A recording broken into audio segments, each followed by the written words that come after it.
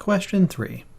When you're presented with a dialogue and asked what would provide the most support for what the two people would disagree over, then you're doing a point at issue question.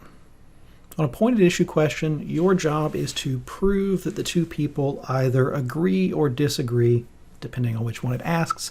Here it's asking for their disagreement. In order to do these questions, you want to read through the stimulus, make sure you understand what each person has said, and then look in the answer choices for something you can prove they disagree about. They don't have to say it directly, but it has to be provable from what they have said directly. Even though Carolyn and Arnold here are making arguments, don't concern yourself with the argument's conclusion or evidence or anything like that.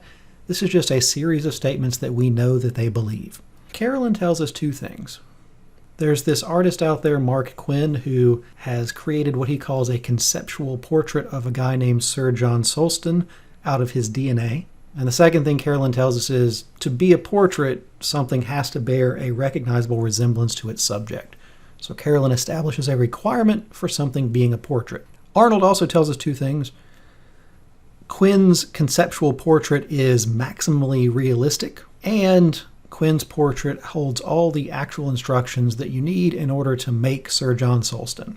As we go into the answer choices, we can apply a 3-step checklist to every answer choice. We're looking for something that, 1, we can prove what Carolyn thinks, 2, we can prove what Arnold thinks, and 3, they disagree.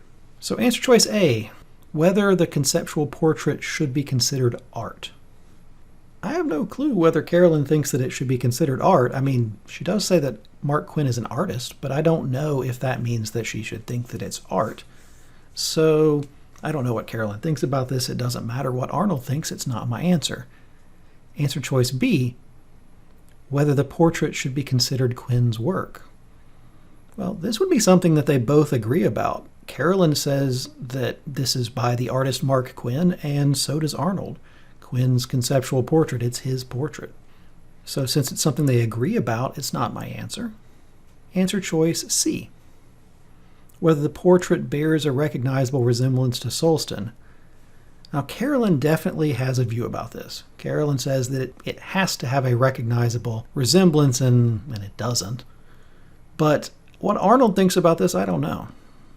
So that's not my answer. Go to answer choice D, whether the portrait contains instructions according to which Sulston was created. Arnold definitely has a view about that, but Carolyn doesn't mention anything about whether it contains the instructions. Carolyn does say that it has DNA, but I don't know if Carolyn thinks that the DNA contains all the instructions, so I can't pick answer choice D, which means that it must be answer choice E by default, whether the portrait is actually a portrait of Sulston. This is something I can prove they disagree about.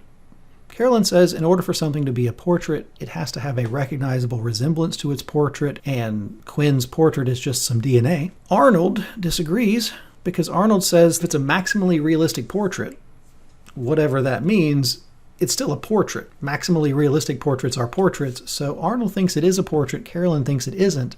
They disagree, so E is my answer.